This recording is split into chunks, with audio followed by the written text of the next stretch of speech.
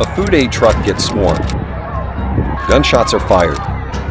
Crowds of starving Palestinians scatter. And a person dies. In the Gaza Strip, Palestinians are not only being forced to survive an air, sea, and ground war being waged by Israel, but also a battle with hunger as only a trickle of aid gets into the besieged enclave.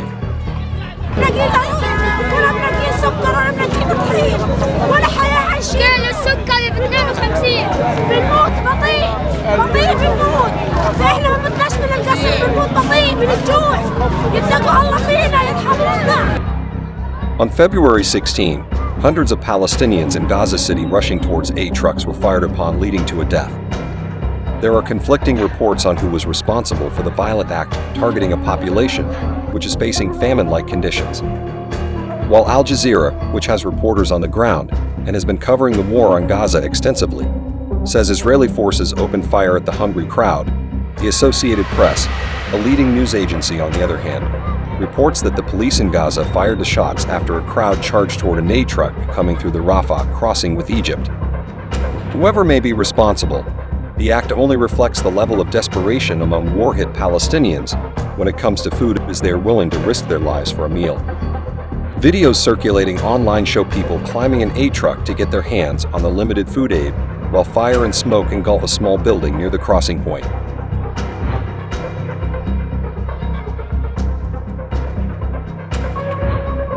On January 25, at least 20 people were killed and 150 wounded as Israeli tanks fired shells and live rounds at people in northern Gaza City as they stood in line to receive much-needed humanitarian supplies, as per an Al Jazeera report. On several occasions, the United Nations Agency for Palestinian Refugees, UNRWA, has accused Israeli soldiers of firing at aid convoys in Gaza. UNRWA is the largest aid organization in Gaza, which is suffering fund suspension following unproven Israeli accusations of some of its staff being involved in the October 7 Hamas attack. Apart from reportedly targeting aid convoys, Israeli strikes are also targeting police escorts deployed at the Rafah crossing, which is the first entry point for aid deliveries. According to the Associated Press, last week, an Israeli airstrike on a car killed 3 senior police commanders in the border area. 2 other officers were also killed in another strike. Israel has accused the armed wing of Hamas of diverting UN aid, including fuel, after it enters Gaza, but is yet to provide any evidence that has been verified by an independent person or organization.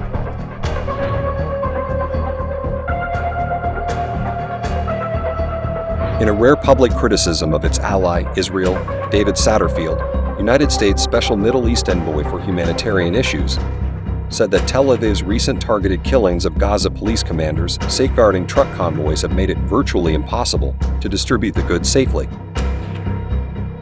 With the departure of police escorts following Israeli strikes, criminal gangs are allegedly increasingly targeting the convoys.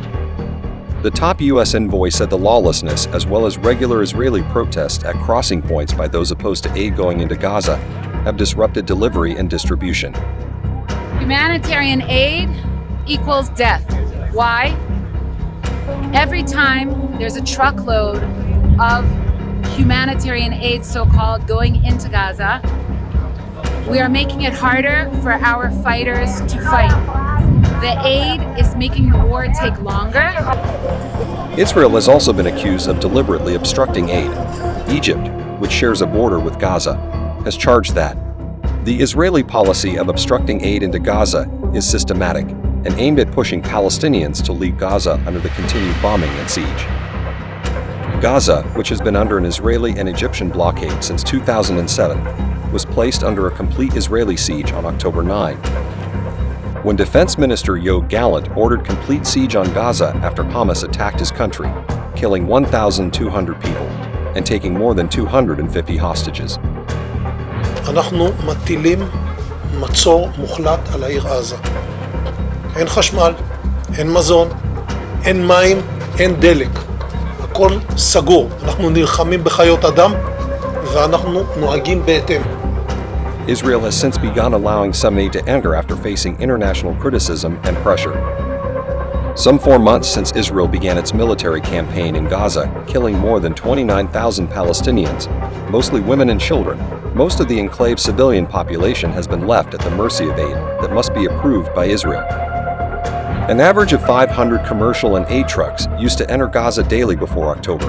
The number came down to 95 aid trucks per day between October 10, 2023 and February 1, 2024, according to the Palestinian Red Crescent. When Palestinians weren't facing mass displacement and starvation, some 2 million Gazans are dependent on UN aid now. Some Gazans are now resorting to weed and animal feed to fill their stomach, reports Al Jazeera, as the UN warns of famine in the war-torn territory. حاليا في الشطحين زي ما انت عارف كان موجود في الاسواق طبعا حق الكيلو 25 ل 30 شيكل وكنا يلا نشتريه وهلقيت بطل فيه اصلا طحين ولقيت على علف الحيوانات الله يعزكم بنطحن وبنسوي وبناكل حتى مش خبز كمان نظام بسكوت بتاكله بتطبخ في الليل الله يهدي البال ثاني يوم اذا صحيت طبعا بتاكله مكسر. Parents of newly-borns in Gaza have also had to make the difficult and desperate decision to feed their infant child solid foods that their tiny bodies may reject or watch them starve because of lack of baby formula. طبعا هذا معروف اكل غير صحي معروف يعني كمان احنا عارفين يعني انه هذا بيعمل عندها تلبك في الامعاء بيعمل عندها انتفاخ بيعمل عندها مغص يعني زي ما انت شايف 24 ساعه هيك يعني الصياح متواصل. قبل اسبوع رحنا فيها يمكن 4 مرات على شهداء الاقصى نفس الاشي يعني انا عارفين انه بنعمل اشي مضر إلها بس ما في شيء ايش بدك تسوي.